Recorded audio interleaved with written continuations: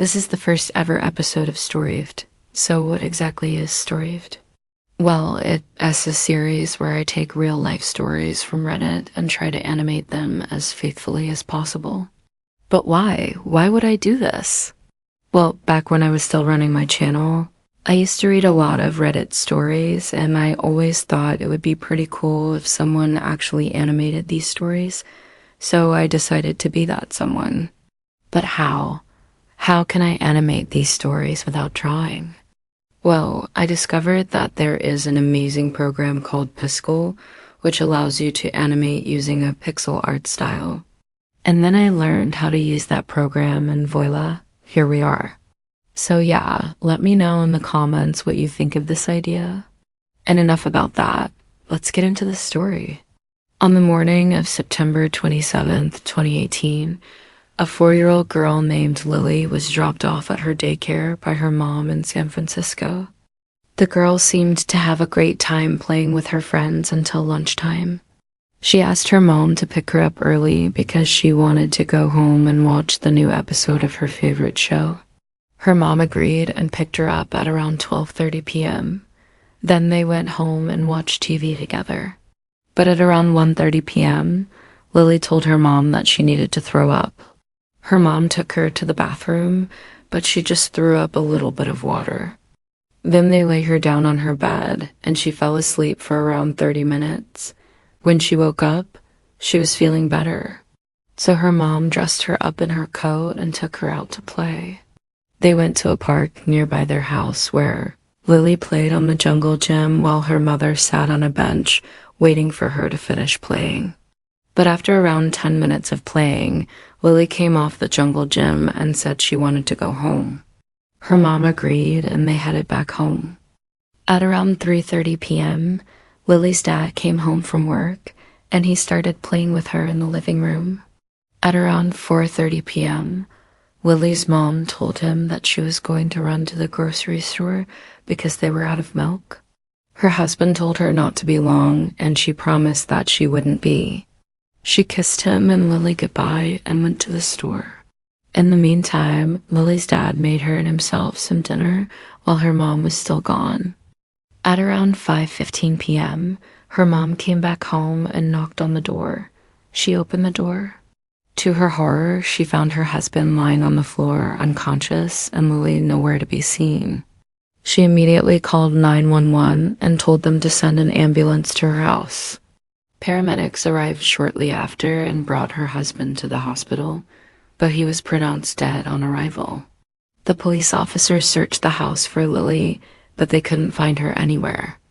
They even checked with all their neighbors, but nobody had seen her. This meant only one thing: she was missing. The police began searching for her throughout the night, but they didn't find anything. And as the days passed, the case got colder and colder. The last place Lily was seen alive was her own house. So the police began searching every inch of that house. They found no signs of a break-in, which ruled out kidnapping. And they also found no signs of foul play, which ruled out murder. So this meant only one thing: she had simply vanished into thin air. The police interviewed both parents and they told them that they believed Lily had been abducted by a stranger. Both parents were devastated and begged the police to find their daughter. They made an award of $50,000 for any information regarding their missing daughter. But despite the reward, nobody came forward with any useful information. A few months later, Lily's parents hired a private investigator and gave him $100,000. He worked day and night trying to find Lily and eventually managed to uncover some useful information. It turned out that the last person to be seen with Lily was her own father. Nobody knew this at the time, though, so the police didn't question him at first. But now that the private investigator uncovered this, the police decided to dig deeper into the father's alibi. And that's when things got very dark. It turned out that the father had lied about his whereabouts at the time of Lily's disappearance. He had indeed left the house at around 4:30 p.m. to buy milk for his wife, but he never went to the store. Instead, he took his daughter to an Amiibo of $400 in cash. Then he took her to a Home Depot store and bought cleaning supplies.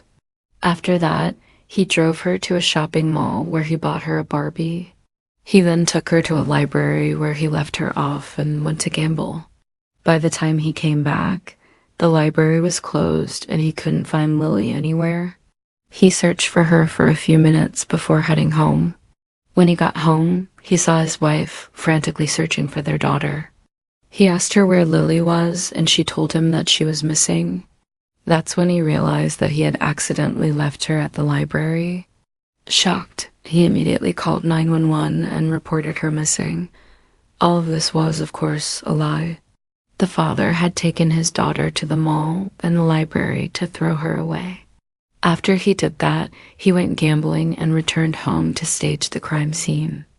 As soon as the police heard this, they arrested the man and charged him with first-degree murder. He was sent to trial, but he pleaded not guilty, claiming that he didn't mean to kill his daughter. The prosecution, however, had a lot of evidence against him. They showed the jury security footage of him taking his daughter to the mall and the library. And they also presented DNA evidence that proved that he was indeed at the crime scene. In the end, the jury found him guilty of first-degree murder, and he was sentenced to 26 years in prison without the possibility of parole. Yeah, that guy's messed up. I mean, come on. What kind of monster takes their own daughter to a library and leaves her there? Well, apparently that kind of monster is called a dad. Just kidding. Kind of. But yeah, I hope that whoever this guy is rots in hell. But wait, this story gets even darker. It turns out that this guy isn't even the biological father of Lily. See, Lily's biological father died when she was just a baby. So her mom married another man who adopted Lily and became her stepfather. But now it seems that this stepfather wanted Lily dead. But why? Well, according to sources, the stepfather had taken out a $400,000 life insurance policy on Lily shortly before she disappeared. He planned to run away with his mistress and use the insurance money to start a new life. That's a messed up plan. I hope that guy enjoys jail. Oh, and by the way, Lily's mom had nothing to do with any of this. She was just as shocked as everyone else when her husband was arrested. Well, that was a wild story. I really hope that Lily's family can find peace. But anyway, that's it for this episode. If you liked it, make sure to leave a like and subscribe.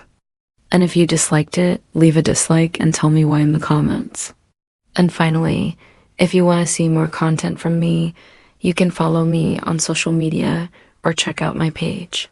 But anyway, that's it for this episode. I'll see you next time. Please subscribe to STORYVD. Thank you very much.